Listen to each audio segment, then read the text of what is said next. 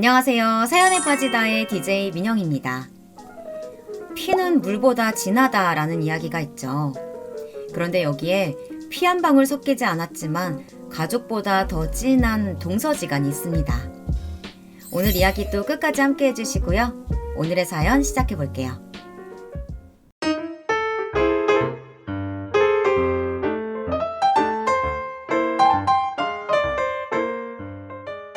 안녕하세요. 저는 50대 여자입니다. 저는 요즘 거울을 볼 때마다 놀랍니다. 언제 이렇게 늙어버렸나 싶어서요. 저는 하루도 쉬지 않고 일만 하며 살면서 제 얼굴 한번 제대로 들여다볼 시간도 없었던 것 같아요. 늙고 볼품없는 외모도 속상했지만 사실 가장 속상한 건 그렇게나 열심히 살았는데 이 나이 먹도록 마음 놓고 쉴 수 있는 내 집 하나 없다는 게 너무 서러웠습니다. 저는 사실 동네에서 알아주는 졸부집 며느리였어요. 저희 시아버지는 좋게 말해 대부업이지 사실 돈놀이를 하시는 분이셨죠. 시장 사람들이나 농사 짓는 순진한 사람들을 상대로 돈을 빌려주고 고리대금을 받는 일을 아주 오랫동안 해오신 분이셨어요. 동네 사람들 사이에서도 아주 악독하다고 소문난 분이셨죠. 그런 집안에 제가 어떻게 시집을 가게 되었냐고요? 사실 저희 친정은 시댁과는 전혀 다른 집안이었어요. 2대째 교육자 집안으로 할머니 그리고 저희 아버지까지 모두 다 선생님이셨거든요.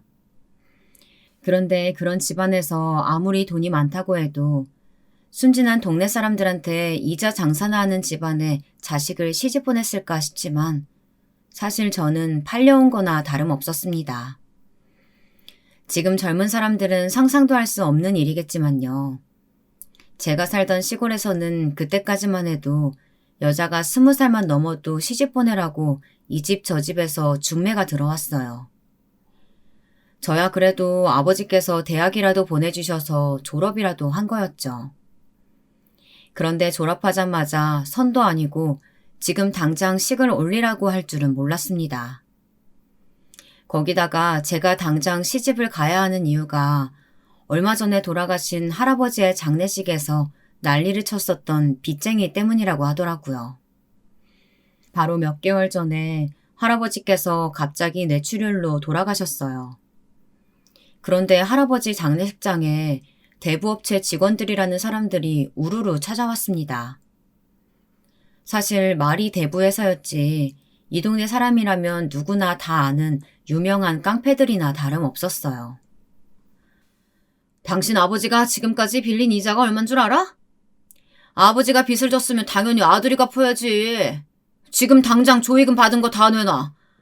안 그러면 학교 찾아가서 당신 아버지가 노름빛 산더미라는 거 소문내줄 테니까.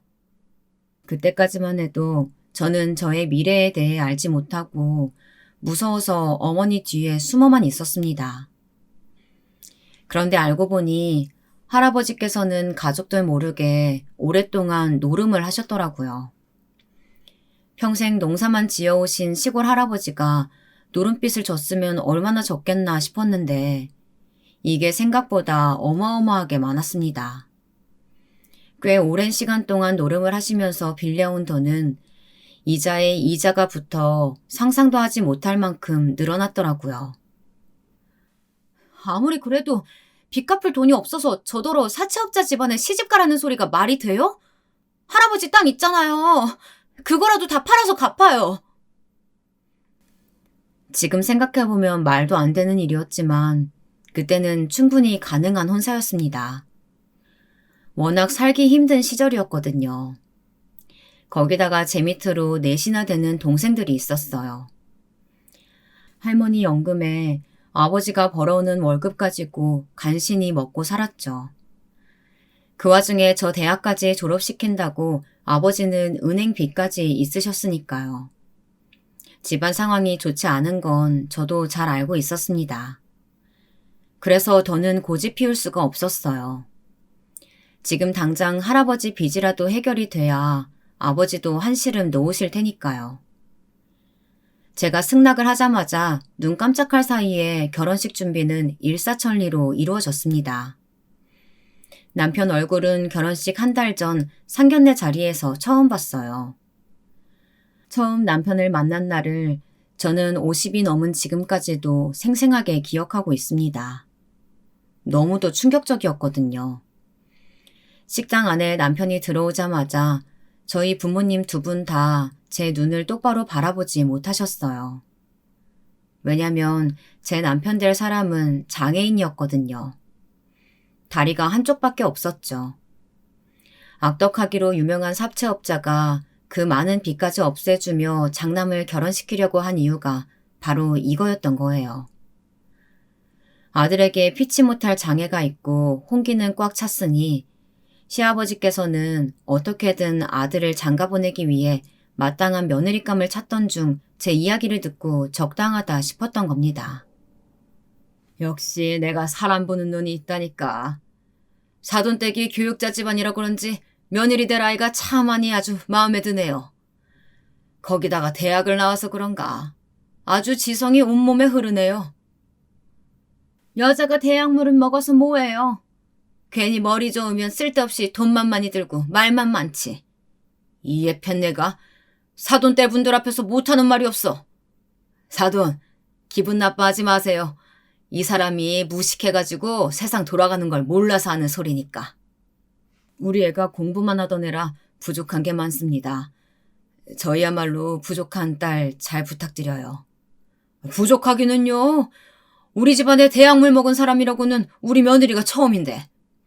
제가 알아서 아주 사모님처럼 떠받들어 모셔야죠. 딸 걱정은 하지 마시고 마음 푹 놓으세요, 사돈. 이미 결혼식 날짜는 잡아놓은 상태였고 빚도 다 정리가 되었으니 결혼을 미룰 방법 같은 건 없었습니다. 저희 친정부모님은 결혼식 날까지도 제 손을 붙잡고 꾹 참고 살라고 하셨어요. 지금처럼 먹고 살기 힘든 시대에 그 대궐 같은 집에서 먹고 살 걱정 안 하고 살 수 있는 게 얼마나 복이냐고 하시면서요. 저는 결혼식 전날까지 펑펑 울었습니다. 시집가기 싫어서요. 아무래도 만남이 만남이다 보니 처음부터 제가 돈에 팔려왔다고 생각했어요. 그래서 평생 장애인 남편 뒤지다거리만 하는 건 아닌가 걱정이 됐죠.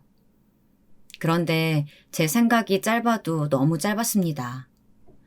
남편은 제가 생각한 것과는 달랐어요. 남편은 재주가 아주 많은 사람이었습니다. 남편은 시아버지의 회사에서 자선사업의 일환으로 운영하는 장애인 재단에서 이사장으로 일하고 있었어요. 저와 결혼하면서 시아버지께서 세금 문제로 저와 남편의 명의로 작은 건물을 매입하셨습니다. 그 건물은 사실 시아버지 이미지 세탁용이었기 때문에 남편은 사실상 할 일이 없었어요. 그러다 보니 남편과 저는 매일 함께 집에 있었습니다. 장모님께 들었는데 당신 어릴 때 울다가 카스테라만 보면 눈물을 뚝 그쳤다면서. 집에서 심심해서 내가 한번 만들어봤는데 먹어볼래? 카스테라를 집에서 만든다고요? 난 친구도 별로 없고 집에서 지낸 시간이 워낙 많아서 혼자 음식 만들면서 노는 걸 좋아했어. 카스테라뿐만 아니라 웬만한 건 다 만드니까 먹고 싶은 거 있으면 언제든지 얘기해. 지금이야 음식도 만들고 집안일 하는 남자들이 흔하디 흔해졌다지만 그 시대에는 그렇지가 않았습니다. 남편은 제가 결혼하기 싫어서 펑펑 울었던 게 미안해질 만큼 좋은 사람이었어요. 저희 부부는 결혼하고 난 이후 천천히 서로에 대해 알아갔습니다. 남편과 이런저런 옛날 이야기들을 하며 알게 됐는데 남편은 선천적으로 장애인은 아니었더라고요. 후천적으로 사고가 나서 장애인이 된 거였어요. 남편이 중학생 때 친구들과 산에 놀러 갔다가 미끄러운 돌을 밟고 산 아래로 떨어졌대요. 다행히 3일 만에 구조대가 왔지만 3일 동안 바위 사이에 끼었던 다리 부분이 괴사해서 수술을 할 수밖에 없었답니다. 그때 당시에는 절단밖에 방법이 없어서 오른쪽 무릎 아래를 모두 다 절단한 것이었죠.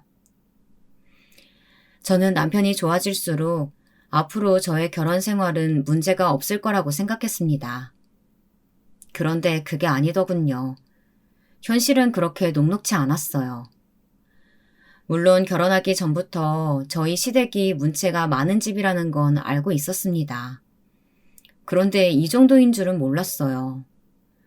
남편이 일하는 장애인 재단이 생각보다 문제가 많더라고요. 시아버지께서 하시는 일이 워낙 욕을 많이 먹는 일이다 보니 이미지 세탁용으로 재단을 이용하고 계신 줄은 알았지만 문제는 그뿐만이 아니었어요.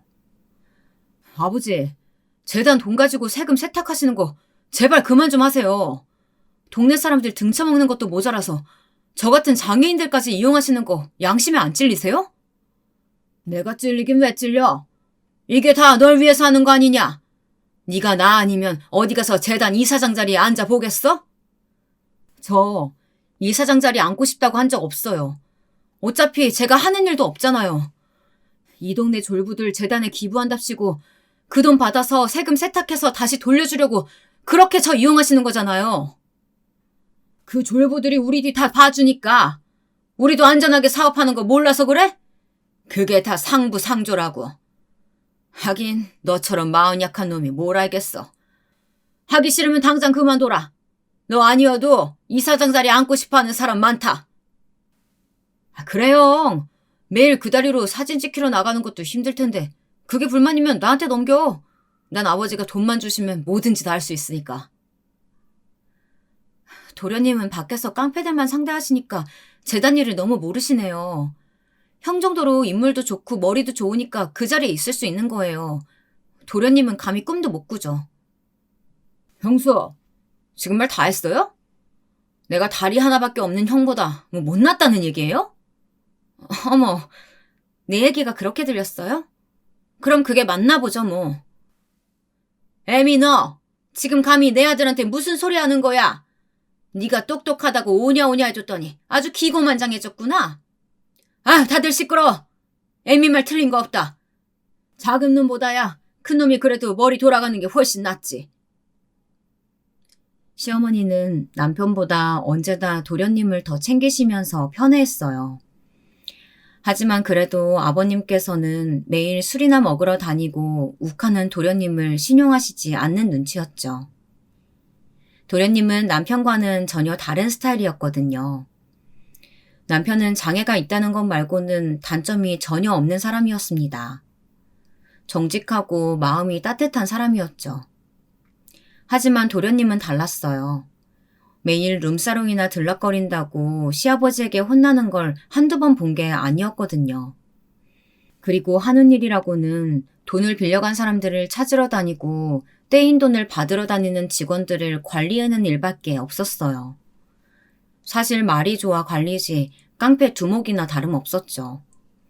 거기다가 하는 짓도 깡패나 다름없었어요. 수준이 아주 밑바닥이었거든요. 제가 처음 결혼해서 시댁에 들어왔을 때 저를 희롱하기까지 했습니다. 형수, 아유, 오늘은 얼굴이 아주 탱글탱글 뽀얀 게 우리 형이 다리는 못 써도 다른 데는 아주 쓸만한가 봐요.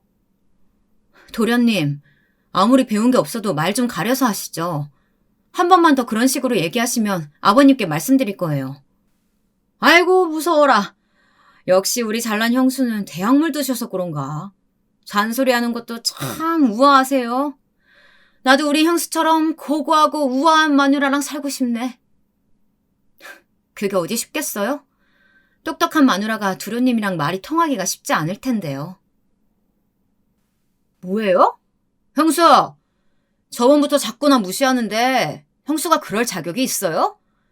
고작 빚 때문에 다리 없는 남자한테 팔려온 주제에. 네, 맞아요. 나 팔려왔어요. 근데 저는 오히려 팔려오길 잘했다고 생각해요. 안 그랬으면 제가 어디 가서 저렇게 좋은 남편 만났겠어요? 사실 저는 도련님이라고 부르고 싶지도 않았습니다. 무식하고 천박한 게 상종하고 싶지도 않았거든요. 환배에서 나왔는데 제 남편과는 어쩜 저렇게 다를까 싶었습니다. 그런데 그때부터 시아버지의 사업은 본격적으로 커지기 시작했어요. 재개발 사업까지 손을 대셨죠. 오래되고 낙후된 동네를 건설회사와 손잡고 재개발하겠다고 동네 사람들을 선동하셨어요. 그러던 와중에 도련님이 큰 사고를 쳤습니다. 그 사고로 제게 동서가 생겼어요. 어느 날이었습니다. 시아버님이 아직 집에 들어오실 시간이 안 됐는데도 급하게 들어오셨더라고요. 그리고는 얼마나 화가 나셨는지 새빨개진 얼굴로 도련님을 찾으셨습니다. 저는 도련님이 식사 중이라 주방에 있다고 했죠.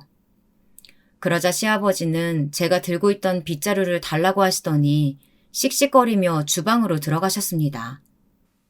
아버지! 왜 이래요? 밥 먹을 땐 개도 안 건드린다는데 갑자기 빗자루를 왜 때리고 그래? 너 이 새끼야! 하필이면 지금 이 중요한 타이밍에 그 거지 같은 집구석 딸내미를 임신시켜? 그래놓고 지금 밥이 넘어가?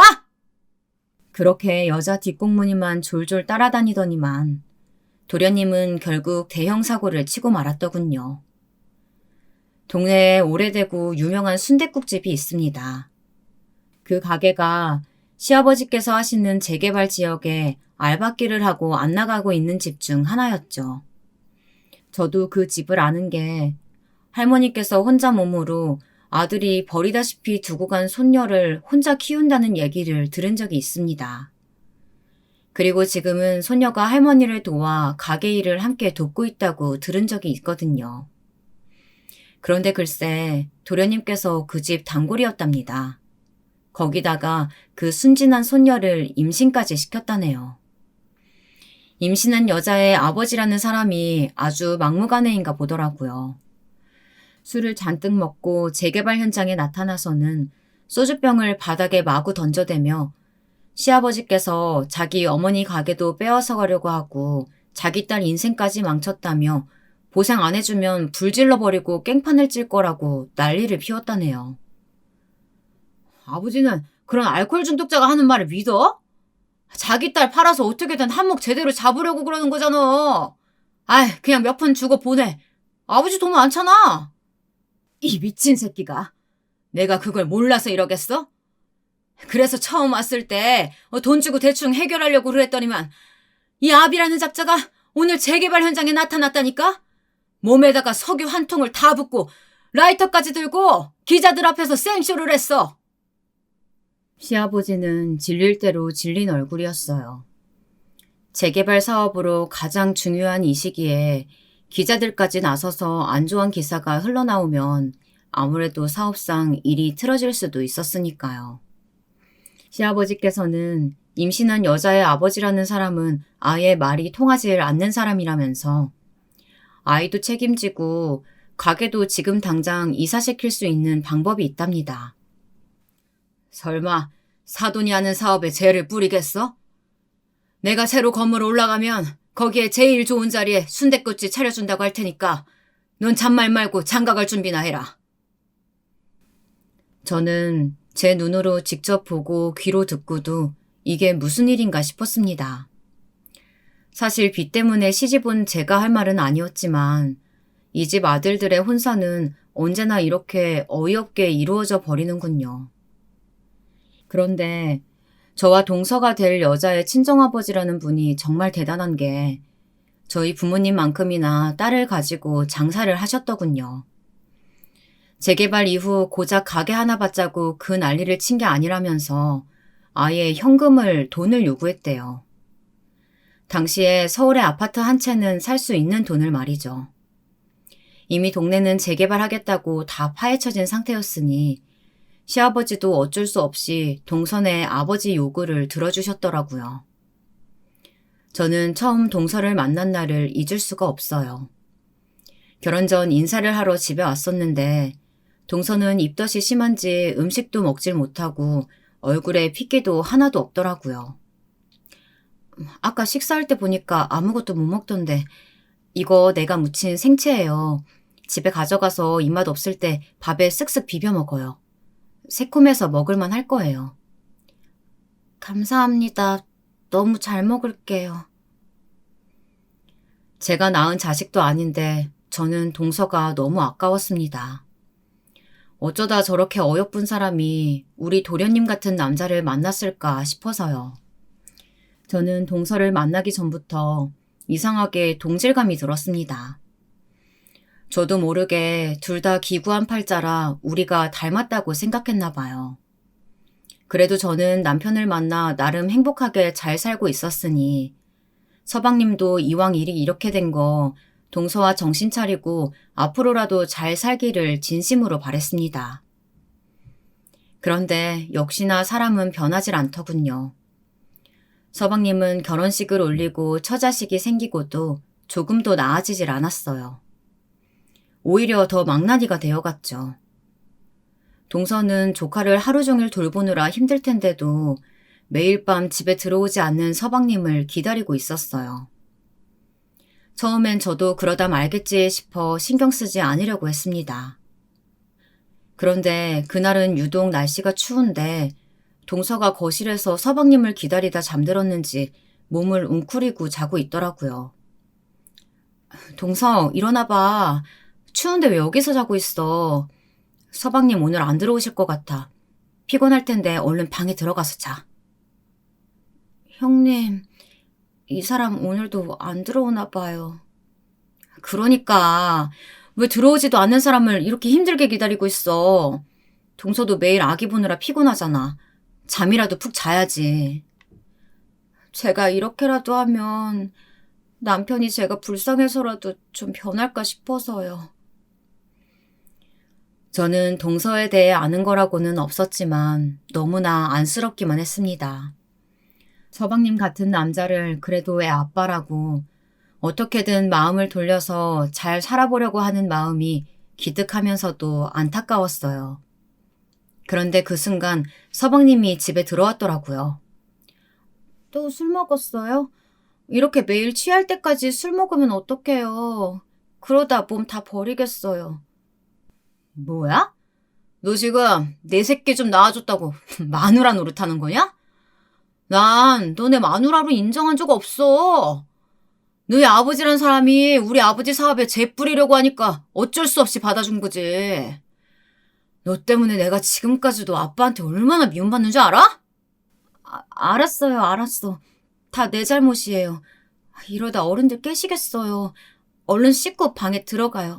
아! 쿵. 그때였습니다. 서방님께서 팔을 붙잡는 동서를 밀어버렸어요. 어디 내 몸에 손을 대. 넌 그냥 내 눈에 띄지 말고 이 집에서 쥐죽은 듯이 살아. 아니다. 차라리 이 김에 네 애새끼 데리고 나가주면 더 좋고. 저런 게 어떻게 사람일까요? 자기 자식까지 낳아준 여자한테 저렇게 모진 말을 할 수 있을까 싶었습니다. 동서 괜찮아? 서방님, 지금 뭐 하시는 거예요? 아내를 이렇게 내동댕이 치는 사람이 어딨어요? 형수가 무슨 상관이에요? 오라, 둘 다 우리 집에 팔려온 팔자라 벌써 뭐 동맹이라도 맺으셨나? 암튼 앞으로는 둘 다 내 앞에서 얼쩡거리지 마요. 나 성질나면 내가 뭔 짓 할지 모르니까. 아이고, 무섭네 무서워. 어디 하고 싶은 대로 해봐요. 밖에서 깡패짓 하고 다니는 사람이 집에서라고 다르겠어요? 형님 그만하세요. 저 사람 형님한테까지 무슨 짓 할지 몰라요. 괜찮아. 어디 해볼 테면 해보라지. 원래 찌질하고 못난 놈들이 집에서 여자한테나 큰 소리 치는 거야. 뭐? 찌질? 내가 하라면 못할 줄 알아? 자꾸 그런 식으로 해요. 그렇게 계속 철딱서니 없이 굴면 내가 결혼하고도 버릇 못 고쳐서 아직도 룸사롱이나 드나든다고 시아버지한테 다 말씀드릴 거니까. 서방님은 그나마 제가 시아버님 얘기를 꺼내니 입을 꾹 다물고 나가버렸습니다. 그날 밤 동서는 제 품에서 한참을 울다 잠들었어요. 저는 동서가 너무 안쓰러웠어요. 그런데 그날 밤 일은 시작에 불과했습니다. 서방님의 망나니 짓은 조카가 학교에 들어갈 정도로 컸는데도 더 나아질 기미라고는 없이 오히려 더 심해졌어요. 저도 그맘때는 딸아이를 키우느라 정신이 없어서 동서를 챙길 여유가 없었죠. 그런데 그 와중에 시아버지의 재개발 사업은 대성공을 거뒀습니다. 그 덕분에 서방님은 전보다 돈을 더 펑펑 쓰고 다니는 것 같더라고요. 딱 봐도 비싼 차에 요란한 옷들까지 아주 난리도 아니었습니다. 돈 쓰러 다니느라 바쁜지 언제부터는 아예 집에도 안 들어왔어요. 저와 동서는 어차피 들어와 봐야 진상만 떠는데 오히려 안 들어오는 게 낫다 싶었습니다. 그런데 진짜 문제는 그때부터였어요. 오랜만에 한 번씩 집에 들어오면 술에 진탕 취해 들어오는 날이 대부분이었거든요. 그리고 서방님 한 번씩 왔다 가면 동서 얼굴이 너무 안 좋았어요. 제가 걱정이 돼서 몇 번 동서에게 무슨 일 있냐고 물었었는데 그럴 때마다 동서는 별일 없다고 하더라고요. 그런데 제가 보기엔 동서가 아무래도 이상해서 주의 깊게 동서를 살펴봤습니다. 아무리 봐도 전과는 동서가 달랐거든요. 몸도 많이 마르고 밥도 잘 먹질 않았어요. 자신 스스로는 전혀 챙기지도 않고 오로지 조카를 돌보는 일에만 신경 쓰더라고요. 어느 날이었습니다. 동서가 설거지하는데 팔뚝에 퍼런 멍이 보이더라고요. 분명 누군가 세게 손으로 잡은 자국이었어요. 저는 곧바로 동서에게 물었어요. 누가 이랬냐고요. 그런데 동서는 처음엔 아무 일 아니라고 잡아댔습니다. 저도 더는 모른 척할 수가 없었어요. 집에 자주 들어오지도 않는 서방님이 왔다 갈 때마다 조금씩 늘어나는 상처를 눈 감아줄 수는 없었습니다. 설거지하던 동서를 앉혀놓고 저는 집요하게 물었습니다. 그러자 결국 동서도 힘겹게 입술을 떼더군요. 여자가 생겼다고 이혼해달래요. 나도 자기랑 살기 싫으면서 참지 말고 그냥 이혼 좀 해달라고 사정을 하더라고요. 동서, 내가 이런 말 하면 안 되지만 어차피 지금까지도 남남처럼 살았는데 그냥 이혼해주고 위자료라도 받아서 편하게 살아. 저라고 저런 인간하고 살고 싶겠어요? 그런데 그 인간이 합의 이혼해달래요. 저희 아버지한테 뜯긴 돈만 수억이라 시아버지께서 절대 저한테는 위자료는 뭐니 한 푼도 못 준다고 하셨대요. 겪으면 겪을수록 대단한 집구석이었습니다. 서방님도 서방님이었지만 시아버지라는 분은 더 대단하신 분이었어요. 서방님과 동서가 결혼할 당시 동서 아버지가 가져간 돈이 아까워서 시아버님은 서방님을 이혼시켜주지 않는 거였어요. 동서에게 줄 위자료가 아까워서요. 그래서 서방님은 동서에게 합의 이혼을 하자고 난리를 치는 거였습니다. 그날은 조카와 딸아이를 일찌감치 재우고 저와 동서는 함께 꽃게탕에 소주를 한잔 했습니다.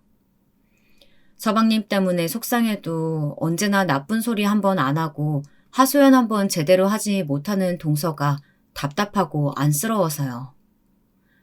술에 취해서라도 욕이라도 한 번 하라고 했죠.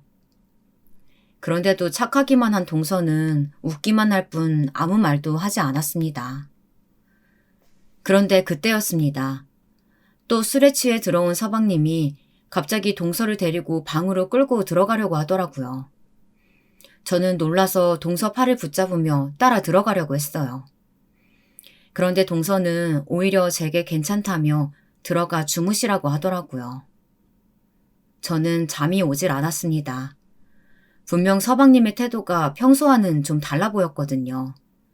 눈이 완전 돌아 있었어요. 그래서 동서방에 가서 노크했습니다. 괜찮은가 해서요. 그런데 안에서는 아무 소리도 안 들리고 문도 잠겨 있었습니다. 저는 안 되겠다 싶어서 곧바로 시아버지 방에 달려가 도움을 청했어요. 아무래도 동서가 걱정된다고요. 너 지금 제정신이니? 쥐 남편이 마누라 데리고 방에 들어가서 문을 잠갔는데 그게 뭐가 문제라고? 그걸 시애비한테 일러 바쳐? 쓸데없는 짓 하지 말고 들어가서 잠이나 자라. 역시나 시아버지는 도와주시지 않았어요. 오히려 저를 이상한 사람 취급하셨죠. 저는 그날 밤 너무 힘들었습니다. 제가 동서를 도울 수 없다는 사실이 너무 힘들었어요.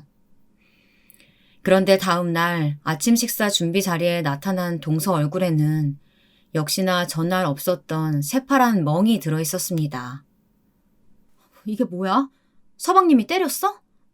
아니에요. 제가 자다가 굴러다녔는지 벽에다 박았어요. 동서, 왜 그래? 그걸 말이라고 해? 왜 나한테까지 거짓말을 해? 사실대로 말해. 서방님이 그런 거지? 안 되겠다. 이리 와. 저는 그 길로 시아버지와 시어머니 앞에 동서를 데리고 갔습니다. 어젯밤 제 부탁을 들어주셨으면 생기지 않았을 상처가 동서 얼굴에 생겼으니까요. 그리고 다시 한번 시아버지에게 부탁했어요. 제발 서방님을 좀 말려달라고요. 그런데 돌아온 대답은 처참하기만 했습니다. 마누라가 얼마나 말을 안 듣고 잘못했으면 남편이 때렸겠어. 그래, 내가 언젠가 그럴 줄 알았어. 매일 울상에서는 힘이라고는 없이 비실비실 다니는데 어떤 남편이 예뻐하겠어? 어머니, 동서 얼굴을 보고도 그런 소리가 나오세요? 애들도 생각하셔야죠. 애들이 뭘 보고 배우겠어요. 뭘 보고 배우긴 뭘 보고 배워. 가장말을 잘 들어야겠다 라고 배우겠지.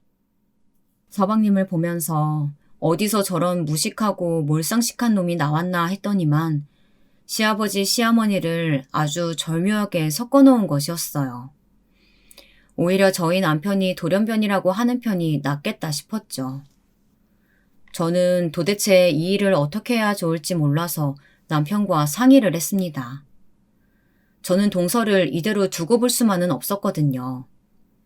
저도 우리 시댁이라면 아주 지긋지긋했지만 그래도 남편이 있어서 참고 살 수 있었던 거였어요. 도대체 어떻게 하면 동서를 도울 수 있을까 걱정만 하며 정작 구체적인 방안은 떠올리지 못하던 사이 동서의 얼굴과 몸에는 매일매일 상처가 늘어났습니다. 동서, 이 지경이 될 때까지 왜 나한테 말을 안 했어? 나랑 병원 가자. 병원 가서 사진도 찍고 경찰에 신고도 해. 내가 증인해줄게.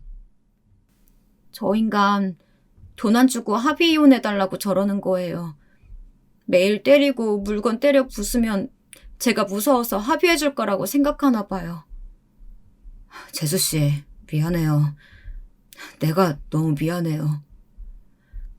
아주버님이랑 형님이 왜 미안해요. 이게 다 제 팔자가 박복한 탓인데. 안 되겠어요. 우선 사람부터 살리고 봐야지. 우리가 도와줄 테니까 동서는 지금 당장 짐부터 싸. 그날 저는 어디서 그런 용기가 났는지 모르겠습니다. 하지만 동서의 얼굴에 퍼런 멍과 앙상하게 마른 팔다리를 보는데 더는 제가 견딜 수가 없었어요. 이 집은 지옥이었어요. 어떻게든 동서를 탈출시켜야만 했습니다. 저는 남편과 그 길로 은행에 가서 대출을 받았어요. 남편이 이사장으로 있는 장애인 재단 건물이 아직 저와 남편 공동 명의로 되어 있었거든요. 사실 시아버지께서 건물을 저희에게 진짜로 주신 건 아니었어요. 이미 시아버지 앞으로는 건물이 몇 개나 있는 상태이기도 했고 장애인은 세금 혜택을 받을 수 있으니 남편 앞으로 해두신 거였죠. 언제 어떻게 걸려서 시아버지에게 쫓겨나게 되더라도 지금은 이 방법밖에 없었습니다. 형님, 아주버님, 제가 어떻게 이 돈을 받아요? 동서, 이 집안 사람들한테 이 정도 돈 받을 자격이 있어. 위자료라고 생각하고 이 돈 가지고 최대한 멀리 떠나. 그리고 우리 걱정하지 말고 아들이랑 행복하게 살아. 다신 돌아오지 마. 알았지? 그렇게 동서는 제가 억지로 쥐어준 5천만 원을 가지고 떠났습니다. 그 이후에 어떻게 됐냐고요? 동서가 하루아침에 사라졌지만 시부모님도 서방님도 전혀 신경 쓰지 않았어요. 오히려 시원해하는 것 같았죠. 그렇게 시간은 흘렀습니다. 지난 몇 년 동안 한 번도 건물에 대해 이야기하지 않으시던 시아버님께서 갑자기 그 건물을 팔고 다른 곳에 투자하신다면서 저희에게 은행에 가야 한다고 하시더라고요. 그래서 할 수 없이 저희는 대출받았었다는 사실을 솔직하게 이실직고했습니다. 그날 집안은 발칵 뒤집어져 버렸죠. 이것들이 순진한 척하더니만 감히 내 뒤에서 일을 꾸며? 너네 그 돈 어디다 썼는지 빨리 말해! 시아버지는 화가 나서 난리가 나셨어요. 대출받은 돈을 어디다 썼는지 빨리 말하라고 하셨죠. 사실대로 말할 수는 없었습니다. 저는 차라리 제가 미움받는 길을 선택하기로 했습니다. 저희가 동서에게 그 돈을 준 걸 알면 시아버지는 아마 지구 끝까지라도 동서를 찾으러 가셨을 테니까요. 아버님, 사실은 제 동생 장가 보낼 때 제가 좀 도와줬어요. 미리 말씀 못 드려서 죄송해요. 으이그, 이래서 없는 집이랑은 사돈 맺는 게 아닌데 너희 친정은 도대체 선생이라고 잘난 척만 할 줄 알지 어쩜 없어도 그렇게 없니? 아무리 그래도 나한테 말은 했어야지. 그렇게 큰 돈을 나랑 상의도 없이 너네 마음대로 써? 네가 아주 간이 배 밖으로 튀어나왔구나. 제가 생각이 짧았습니다. 죄송해요. 그 일로 저는 아주 된통 미움을 샀습니다. 제게 한 번도 뭐라고 하신 적 없던 시아버지께서 그 일로 저를 아주 대놓고 미워하셨어요. 어느 날은 빨래를 가지고 또 어느 날은 청소를 가지고 사사건건 화를 내셨죠. 그러더니만 결국은 제 앞에서 상까지 엎어버리시더군요. 아침상이 이게 뭐야? 너는 집에서 살림만 하는 애가 아침상을 이렇게밖에 못 차려? 이딴 거 먹고 시아버지더러 일하러 나가라는 거냐? 밥도 못 차려 아들도 못 낳아. 너 이따위로 할 거면 우리 집에서 나가!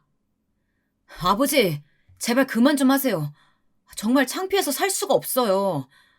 다 큰 소녀도 있는 앞에서 부끄럽지도 않으세요? 뭐야?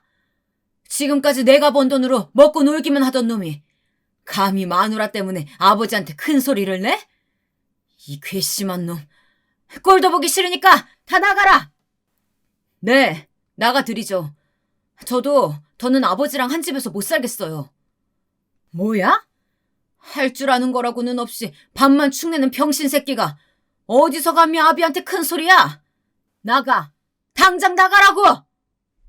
네, 병신 아들은 평생 꺼져드릴 테니까 지금처럼 건강하게 사세요. 그리고 마지막으로 딱 한 가지만 말씀드리자면 아버지는 그렇게 사시다가 평생 곁에 아무도 남아있지 않을 거예요. 결국 저와 남편 그리고 딸아이까지 그 지옥 같았던 집에서 뛰쳐나왔습니다. 미안해. 이게 다 나 때문이야. 지금이라도 다시 집에 돌아갈까? 혹시 모르잖아. 아버지께서 다시 받아주실지. 여보, 당신 지금까지 참을 만큼 참았어. 그리고 당신 잘못 아니야. 내가 동서 도망가는데 도와주자고 했잖아. 그 돈 때문에 아버지께서 그렇게 화가 나신 거고. 근데 이제는 나도 더는 그 집으로 돌아가고 싶지 않아. 걱정하지 마. 내가 어떻게 해서든 당신이랑 우리 딸 책임질 테니까. 그때는 도대체 무슨 자신감으로 남편 앞에서 당당히 제가 다 책임지겠다고 말했는지 모르겠습니다. 그렇게 온갖 고생이라는 고생 다 하며 살아놓고도 아직도 세상 물정을 몰랐었나 봐요. 남편은 결혼하고 살림만 하던 사람이 어디 가서 무슨 일을 하느냐고 걱정했지만 저는 믿는 구석이 있었습니다. 그래도 제게는 명색이 4년제 대학 졸업장이 있었으니까요. 저로서는 어떻게든 취직은 되겠지 싶어서 여기저기 사람을 뽑는다는 회사에는 몽땅 다 이력서를 보냈습니다. 그런데 제가 세상을 너무 쉽게 봤더군요. 졸업하고 바로 결혼해서 사느라 나이만 먹었지 직장 생활을 해본 이력이 없었으니 이력서를 아무리 많이 보내도 연락 오는 곳이 거의 없었어요. 그러다 제 상황을 알고 안쓰럽게 생각하셨던 직업소개서 사장님께서 저를 채용하셨어요. 저처럼 취직에 간절하고 악착 같은 사람이 직원으로 있으면 사람들에게 얼마나 열심히 직업도 소개해주고 응원해주겠냐면서요. 사장님 말씀대로 저는 제법 직업소개소의 일에 잘 맞았습니다. 저처럼 결혼해서 아이 낳고 사느라 일을 할 수 없었던 엄마들에게도 일을 소개하고 저희 남편처럼 장애가 있는 사람들에게도 일을 소개해주며 보람되게 일했습니다. 그런데 딸아이가 대학에 들어갈 쯤 되니 직업소개서에서 받는 월급 가지고는 새 식구 살기 빠듯했어요. 그래서 퇴근 후에 2~3시간 정도 파출부 일을 했습니다. 요즘 사람들이 말하는 투잡이었죠. 몸이야 당연히 좀 고되기는 했지만 그래도 제가 좀 더 부지런히 움직여서 남편과 딸아이가 행복하고 셋이 함께 발 뻗고 편히 잘 수 있는 집이 있다는 것만으로도 행복했습니다. 이게 바로 가장의 행복인가 싶더군요. 지옥 같았던 그 집을 나오고 나서 하루하루 정신없이 사느라 많은 것들을 잊고 살았지만 가끔 동서와 조카 얼굴이 떠오르기는 했어요. 저도 목구멍이 포도청이었으니 찾을 생각은 없누도 못 냈지만 그래도 어디에 있든 아프지 말고 건강하게만 잘 살고 있기를 마음속으로 바랬습니다. 그렇게 정신없이 살다 보니 벌써 저도 남편도 모두 50이 넘었네요. 남편은 항상 제가 이 나이까지 밖에 나가서 일하는 거에 대해 걱정하고 미안해했어요.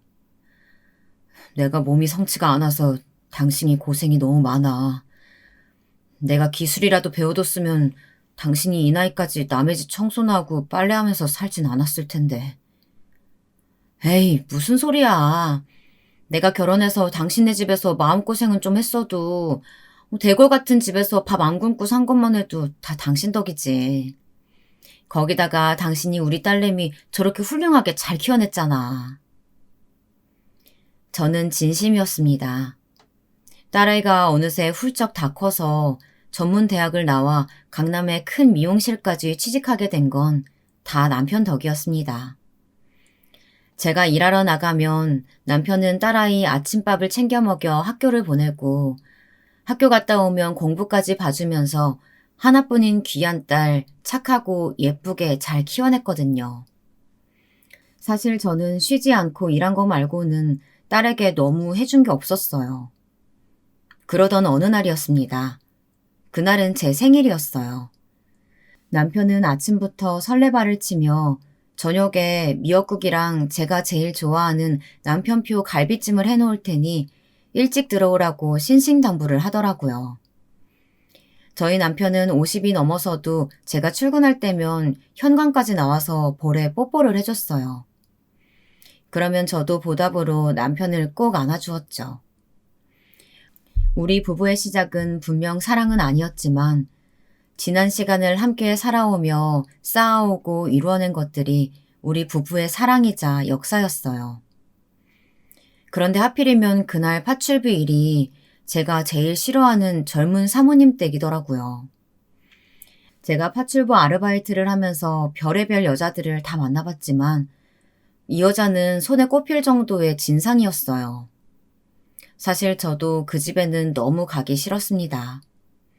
하지만 저 말고도 그 집에 다녀온 여사님들마다 다들 학을 떼고 다시는 안 간다고 하니 어쩔 수 없이 소개서에서 일하는 제가 가는 거였어요.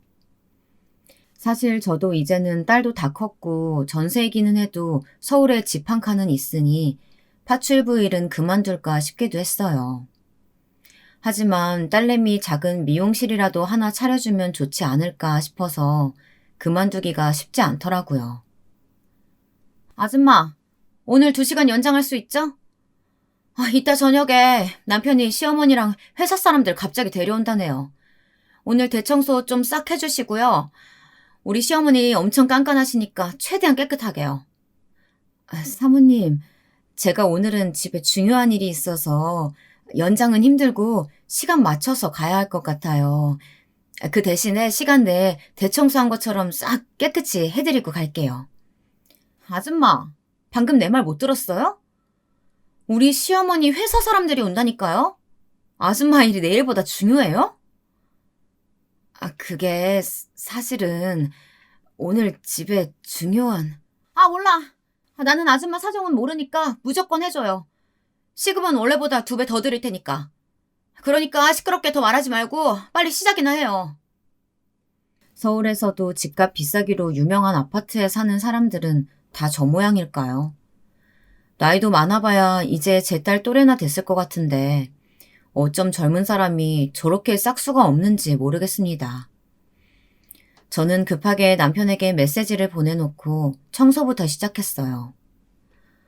우리 마누라 생일날까지 고생이 많네. 음식 따뜻하게 데워서 우리 딸내미랑 기다리고 있을 테니까 천천히 와요. 저는 사랑하는 가족들을 생각하며 열심히 일했습니다. 그런데 젊은 사모는 도대체 대청소를 얼마나 할 생각인지 청소를 해도 끝이 없었어요. 심지어 옷방을 얼마나 뒤집어 놨는지 멀쩡한 가방이며 옷가지들까지 박스에 다 넣어서 현관에 내놨더라고요. 사모님, 이거 설마 다 버리시는 거예요? 다 산지 얼마 안 되고 멀쩡한 것 같은데. 버리기는요. 제가 얼마나 아끼는 것들인데요. 우리 시어머니가 아주 노랭이라서 제가 명품 사는 거 알면 뒤집어질 거예요. 이거 저기 밖에 창고에 넣어둘 테니까 얼른 들고 따라오세요. 이렇게 비싼 집에 살면서 자기보다 나이도 많은 사람한테 하도 못되게 굴길래 부모가 돈이 많아서 철이 없는 공주님인 줄 알았더니만 알고 보니 시어머니가 돈이 많은지 시어머니 눈치를 엄청 보는 것 같더라고요. 정리 다 했으면 들어가서 음식 몇 가지만 좀 해주고 가요. 재료는 냉장고에 다 있으니까. 참, 꽃게 있으면 꽃게탕은 꼭 해야 돼요. 네, 그럼 꽃게탕이랑 다른 음식은 뭐로 준비하면 좋을까요? 그냥 대충 다른 거는 아줌마가 좋아하는 걸로 해요. 우리 시어머니 입맛이 딱 싸구려라서 아줌마랑 딱 맞을 거예요. 어쩜 말을 해도 저렇게 못되게 할 수 있을까요? 저는 아들이 없어서 천만다행이다 싶었습니다. 저런 며느리라도 들어오면 어쩌나 싶어서요. 저는 음식까지 다 해놓고 일당을 받아 집을 나섰습니다. 그래도 봉투 안에 두둑하게 든 현금을 보니 피곤이 싹 가시더군요. 저는 남편에게 전화하려고 가방을 열었는데 이런 휴대폰이 없더라고요.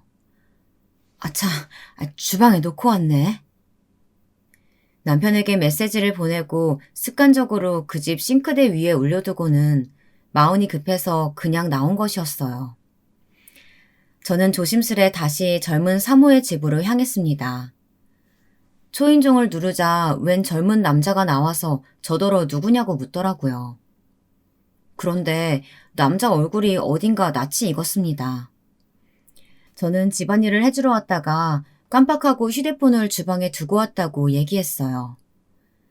그러자 남자는 예의 바르게 꾸벅 인사까지 하며 잠깐 들어오시라고 하더라고요. 금방 주방에 가서 가져오겠다면서요.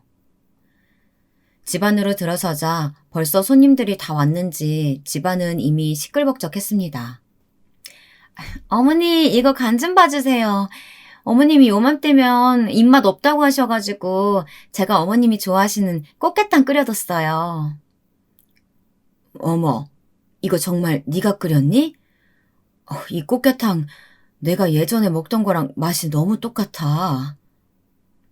남자를 따라 주방으로 들어가려던 그때 들려오는 목소리는 조금 전 제게 쌀쌀맞게 굴던 젊은 사모의 목소리가 아니었습니다. 시어머니가 오셨는지 목소리가 달라져 있더라고요. 거기다가 내가 끓여놓은 꽃게탕을 마치 지가 끓인 것처럼 굴면서 가식을 떨고 있었어요. 그때였습니다.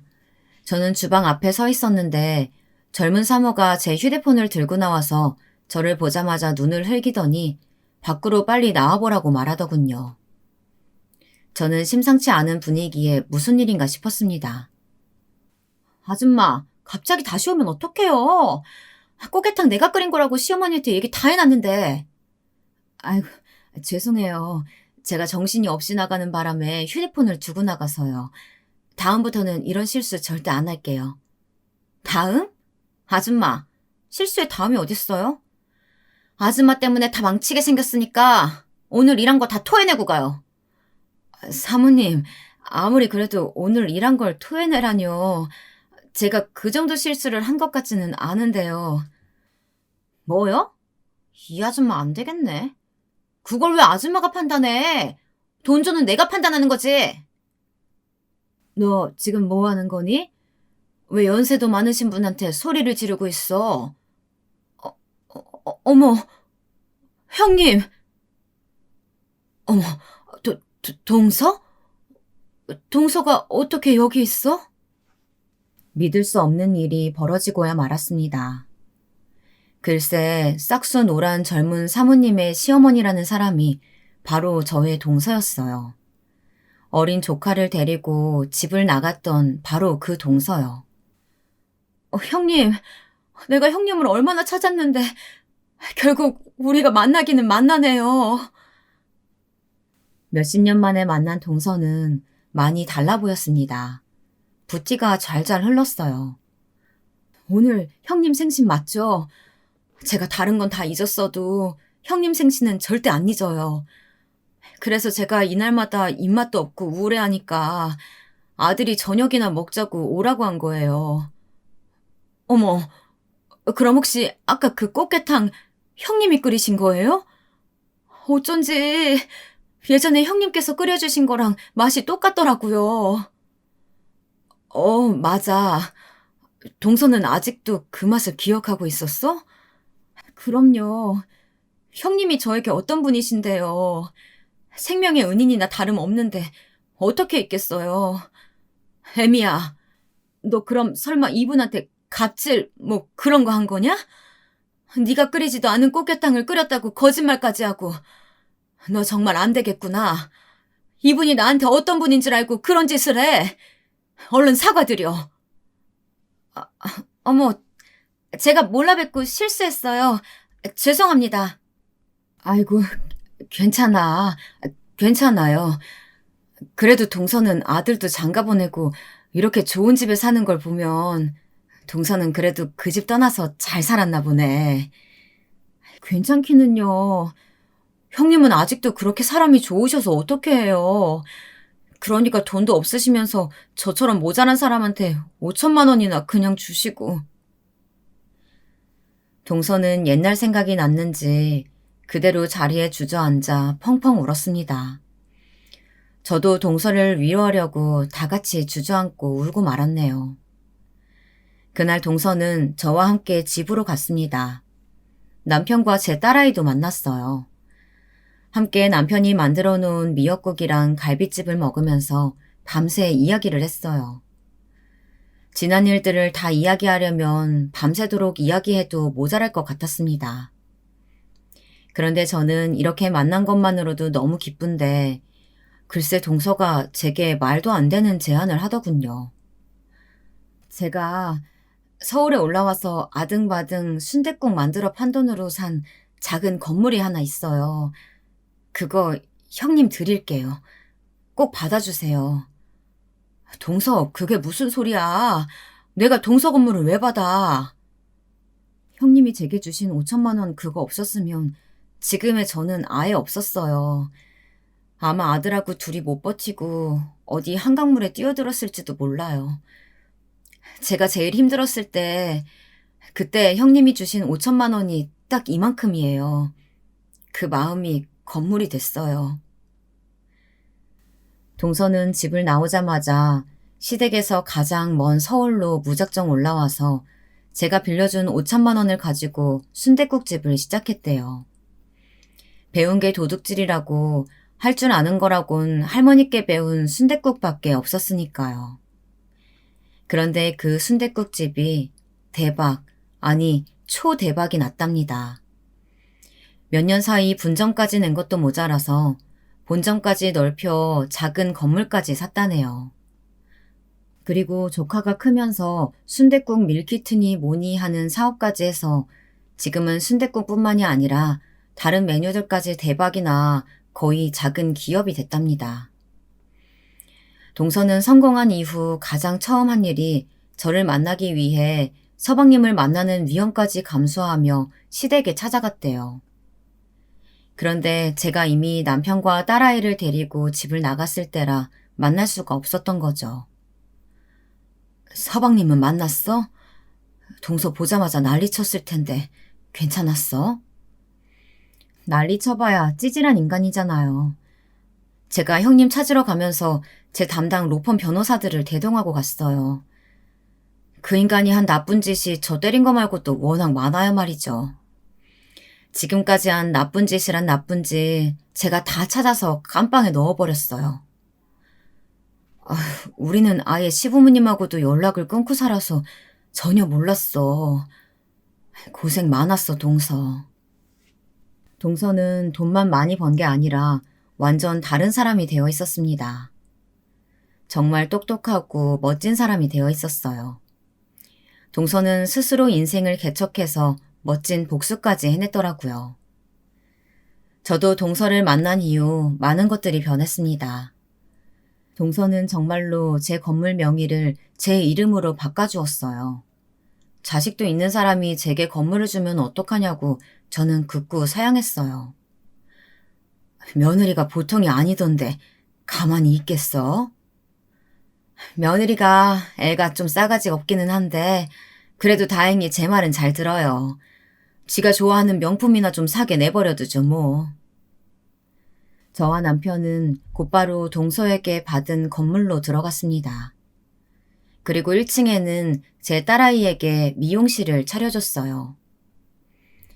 저는 부모님께 외면당하고 시부모님에게 무시당하면서도 어느 순간에나 저는 제가 옳다고 생각하는 대로 살아왔습니다. 고생 끝에 낙이 온다고 저도 이렇게 복을 받는 순간이 오기도 하네요. 여러분, 인생이란 끝까지 살아볼 만한 거였습니다.